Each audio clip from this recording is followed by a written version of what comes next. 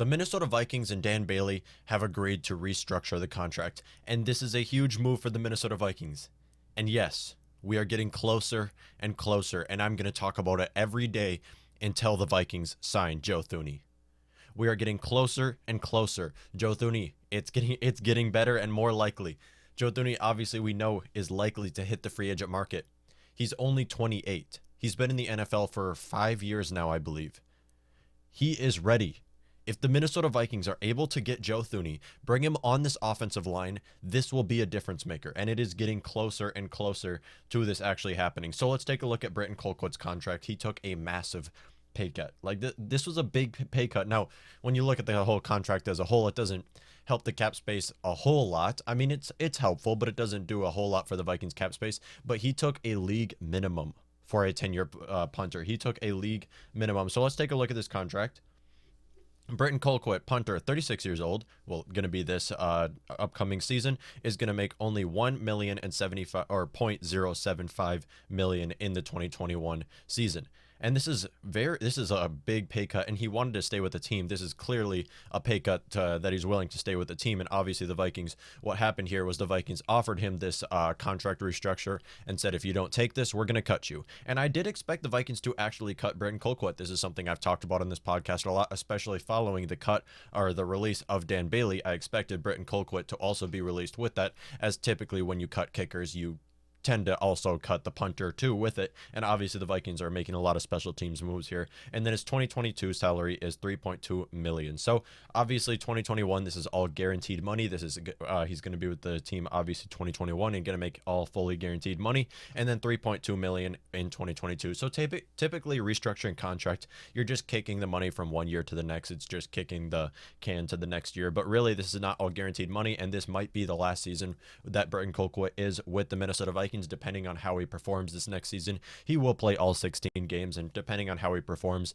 will depend on if the Vikings are willing to keep him or not. So our adjusted 2021 salary cap is just a little bit over 10 million, which is where we want to be, because there's a lot of things the Vikings can actually do with this money. So Britton Colquitt coming back, although I can't say I'm super excited about Britton Colquitt coming back. Obviously, I did want to see Britton Colquitt be cut by the team. I'm definitely okay with it because he's a reliable kicker. A reliable punter. He's someone you can obviously use. But once again, I would like to see maybe a rookie come in for the Minnesota Vikings at punting. Maybe a rookie kicker as well, both coming in, and the Vikings to just fully fix their special teams, because obviously they fired their old special teams coordinator. We have someone new coming in, and I expected there to be a full rebuild basically on special teams. But this is definitely obviously a good signing, because only paying Britton Colquitt $1 million is definitely a no-brainer and something the Vikings should have done. And this is what the Vikings did, and you love to see it. And Rick Spielman even said himself, I don't think Rick Spielman sounded surprised that Britton Colquitt actually did take this pay cut to actually stay with the team.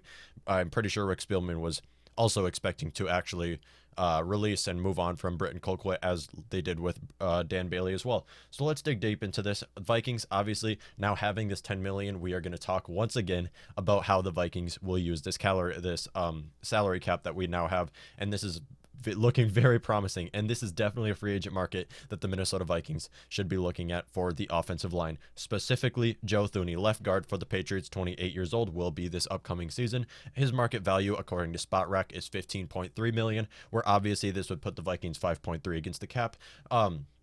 Not quite though. $15.3 million average annual salary. So if the Vikings obviously do end up signing Joe Thuney, hopefully, if they do end up signing Joe Thuney, I wouldn't expect him to make a full $15 million his first year with Minnesota. Instead, average salary, so it would go up through the years. I would expect that he would have a full year of guaranteed money though, and I would also expect the Vikings, if they sign Joe Thuney, to sign him on a 3-year deal. And then obviously Eric Fisher. Now Eric Fisher is a player I would expect the Vikings, if they do sign him, he is the best left tackle in the NFL. I will say that right now Eric Fisher is the best left tackle in the NFL. And if the Vikings are actually able to sign him, they would put him on a 1-year deal, hopefully transitioning into Ezra Cleveland. Now if the Vikings do sign Eric Fisher, which I don't expect that to happen, it's not looking as promising as Joe Thuney, which I'm totally fine with because I'd definitely be okay with that.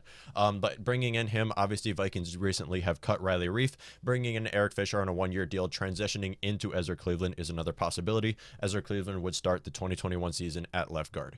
Still a question who would start at right guard. And I'm really confused about why the Vikings really actually moved on from Riley Reef now that we're kind of stuck at this offensive line. But if we continue to look at this, another option, and this is another option I'd be totally fine with. If the Vikings are not able to get Joe Thuney, bringing in both Gabe Jackson and Keelan Cole for this Viking salary cap would help the Vikings a lot.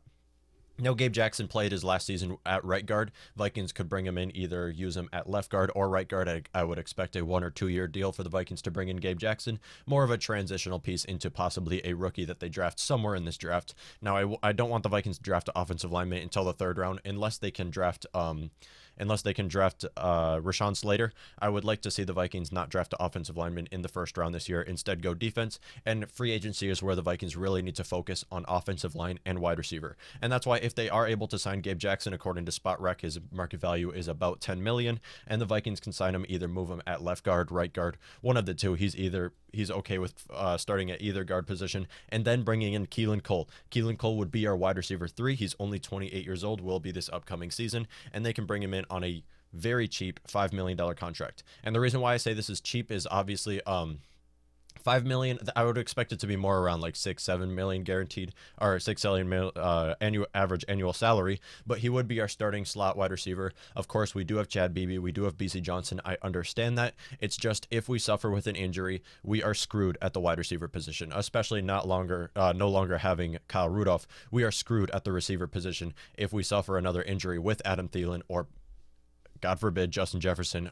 or Chad Beebe. Chad Beebe's been injured too. So Keelan Cole would be our starting slot wide receiver 3. On top of that, he would be our starting punt and kick returner. I don't know if kick returner really, but he would be our starting punt returner for sure, as he did have a successful season as a special teams returner last year and years prior. So this is going to be a question for the Minnesota Vikings that they will have to answer. How will they use this money? Obviously, we all know and we all can agree Vikings need to sign an offensive lineman in this year's free agent market. It's a good market to sign an offensive lineman. It would have been better if Brandon Sheriff did hit the free agent market. Now, he was franchise tagged by Washington, and I would love to have seen him in purple and gold with the Minnesota Vikings.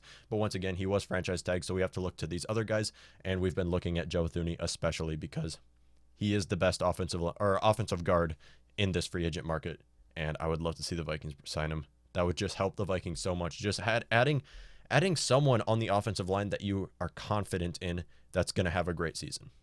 Because right now, I'm not confident in anybody. Ezra Cleveland starting at left tackle is a big question mark. That is a red flag right there. He didn't have a great season at right guard.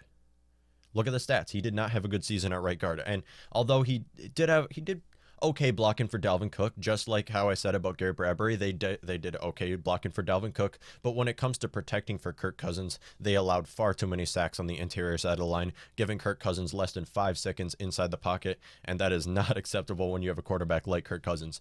Our only reliable player on our offensive line is actually Brian O'Neill, which even he suffers with injuries, and you can't confirm that he's going to actually, once again, play a full 16 games in the NFL.